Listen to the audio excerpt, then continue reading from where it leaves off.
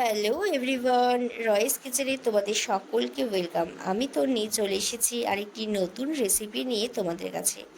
আজকে শেয়ার করছি আমার মায়ের হাতের বানানো কচুর ঝাল, যার জন্য এখানে কচুটাকে সুন্দর করে গোট গোট করে চৌকো আকারে কেটে নেওয়া হলো, এবং তার সাথে কিন্তু দুটো আলুকেও চৌকো করে কেটে নেওয়া হলো।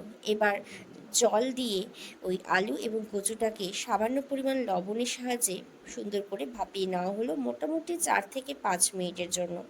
এরপর আমি একটা কাঁটা চামচ দিয়ে দেখে নিয়েছিলাম কচুটা সেদ্ধ হয়েছে নাকি। এরপর নামিয়ে নেওয়া হলো।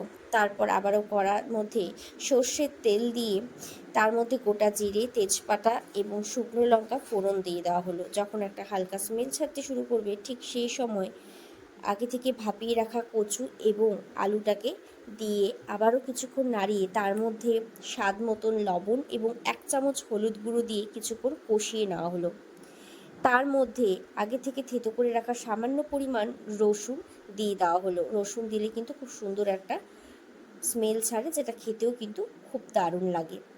এরপর 1 চামচ জিরে গুঁড়ো এবং 1 চামচ লাল লঙ্কার গুঁড়ো দিয়ে সামান্য পরিমাণ জল দিয়ে একটু কষিয়ে তার মধ্যে 3 থেকে 4টে চেরা কাঁচা লঙ্কা দিয়ে ওপর থেকে আবারও কিছুক্ষণ বেশ ভালো করে কষিয়ে যখন তেল ছাড়তে শুরু করবে, ঠিক সেই সময় পরিমাণ মতন জল দিয়ে ঢাকা দিয়ে দাও মোটামুটি 10 থেকে 12 মিনিটের জন্য। এরপর ঢাকনা খুলে নামানোর আগে গরম মশলা দিয়ে নামিয়ে নিলেই কিন্তু রেডি আমাদের এই কচুর ঝাল। কেমন লাগলো রেসিপিটা অবশ্যই কিন্তু জানিও।